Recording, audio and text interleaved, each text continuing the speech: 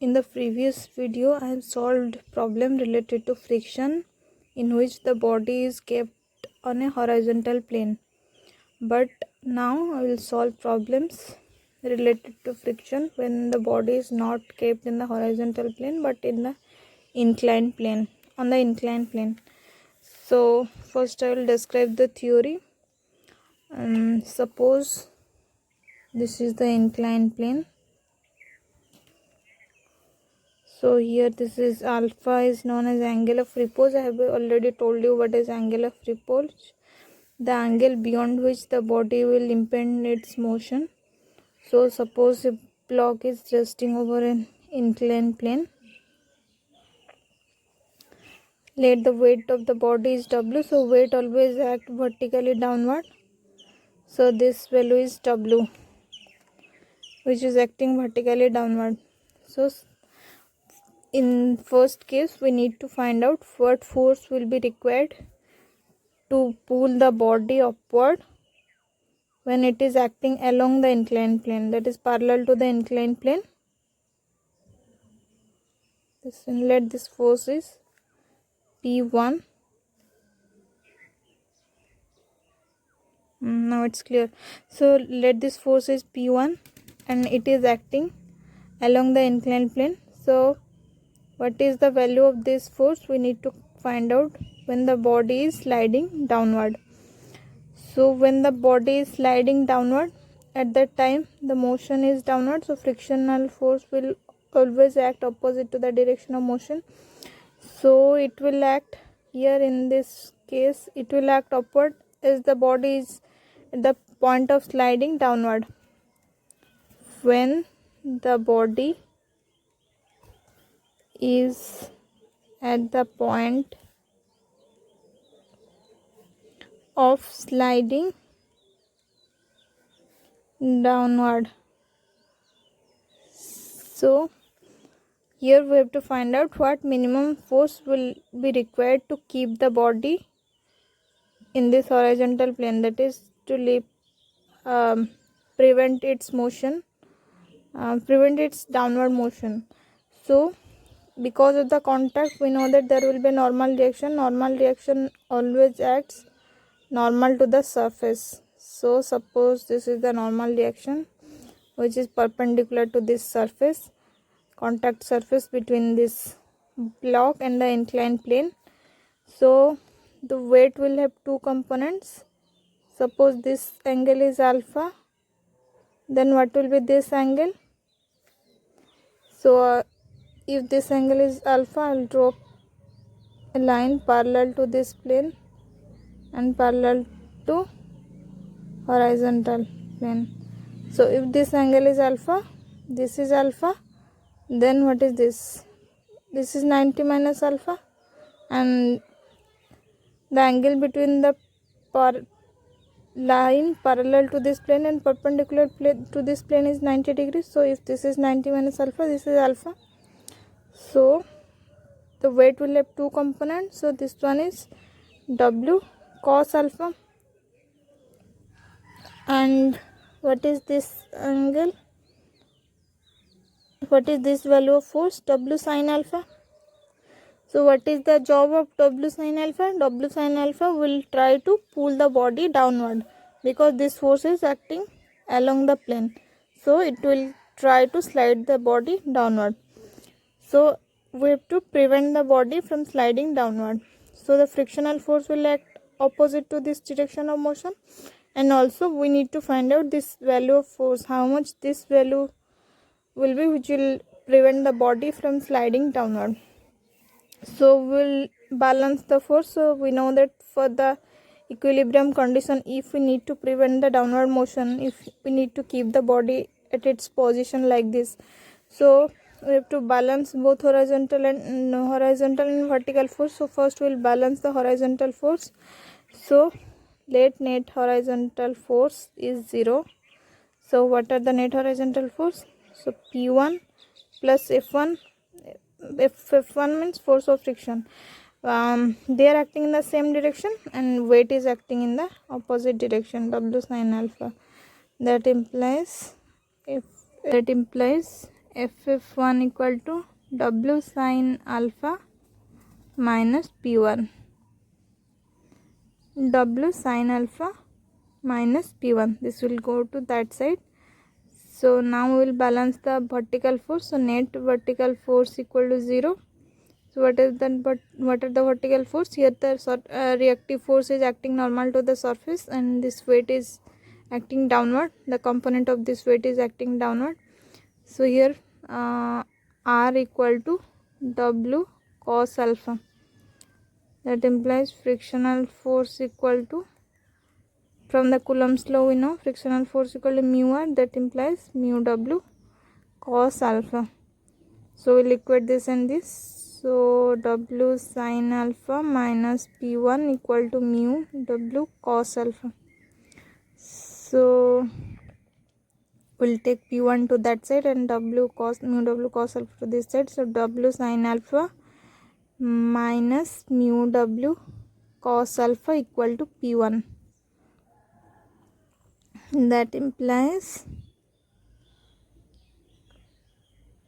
P1 equal to, if we'll take W common, sin alpha minus mu cos alpha. So this is the minimum force required to keep the body from sliding downwards. So we'll further simplify, because in the question sometimes they give the data only the angle of friction and angle of free force value. So from that we have to find out the minimum force. So when you know that the angle of friction value, you can relate the coefficient of friction and angle of friction. I have already derived those things. So mu equal to 10 phi. So you can directly find out the value of mu from this angle of friction value, and you can put it here and you can solve this, or I will further simplify it. So P1 equal to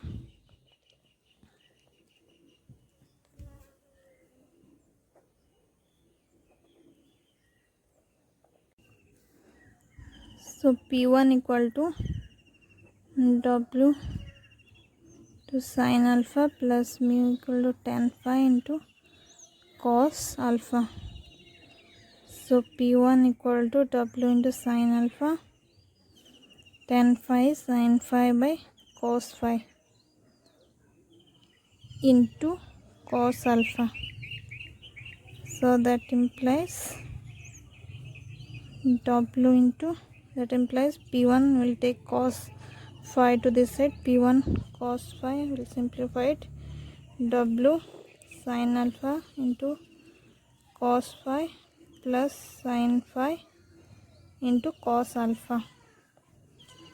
So sorry, this value is minus, I'm sorry.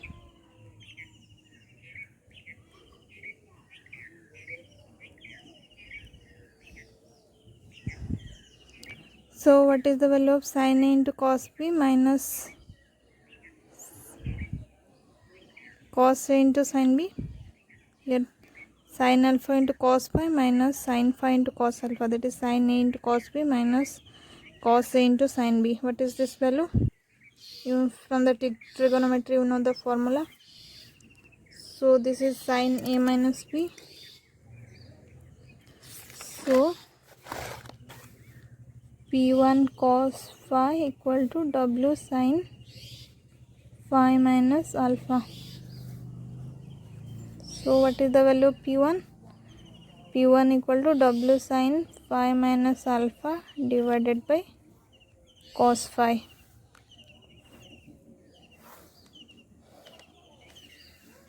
So this is the value of minimum force which is required to keep the body from sliding downward when it is kept over an inclined plane with angle of repose alpha and angle of friction phi, and weight of the body is W. So we'll solve second case.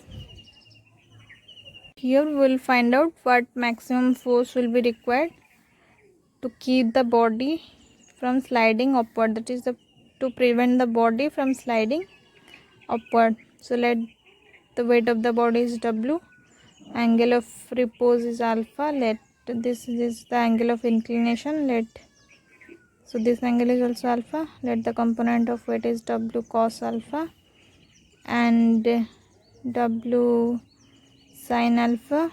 So here we have to apply the force P1 along the inclined plane, and we have to check what is the maximum of this force required when the body is trying to move upward. At the time we have to prevent the body's upward motion.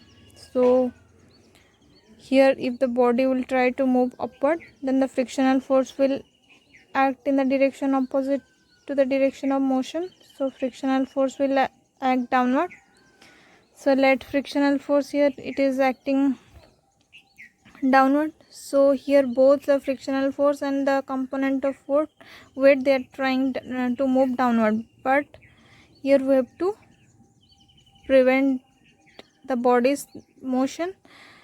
So here this P1 is balancing these two forces, so it is the maximum value of P1. Here it is balancing these two forces. But in the previous case what happened? In the previous case, here the body is trying to move downward, so in that case the frictional force is moving upward. So in that case the frictional force is preventing the body's motion as well as this force. So here both the forces are opposing W sin alpha, so here the minimum value of P1 is required. But in this case both frictional force and W sin alpha, that is a component of weight, both are opposing this P1. So this is the maximum value of P1 which is balancing frictional force and W sin alpha. So what is the value of frictional force?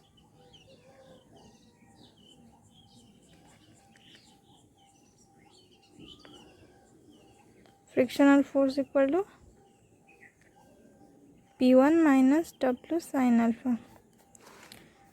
So now we'll balance the vertical force. Here there will be normal reaction to the surface, so R equal to W cos alpha, and we know that from the Coulomb's law, that is the law of friction, frictional force equal to mu into normal reaction, so mu W cos alpha. That implies we'll equate this frictional force value, that implies mu W cos alpha equal to P1 minus W sin alpha. So here P1 equal to W sin alpha plus mu W cos alpha. So we'll take W to one side, this is common, so W sin alpha plus mu cos alpha, and we'll further simplify it. We know that mu equal to tan phi, where phi is the angle of friction. So P1 equal to W common sin alpha plus tan phi into cos alpha, that implies W into sin alpha plus sin phi by cos phi into cos alpha. So W sin phi cos alpha, sin alpha cos phi plus sin phi cos alpha divided by cos phi, that implies P1 cos phi equal to W sin alpha cos phi plus cos alpha sin phi. So what is this value? Sin A into cos B plus cos A into sin B, that is sin A plus B.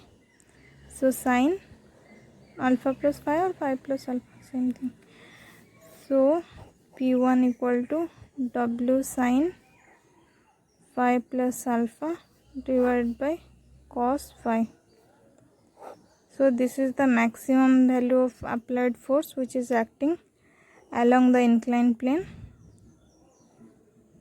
which is trying to restrict the body from moving upward.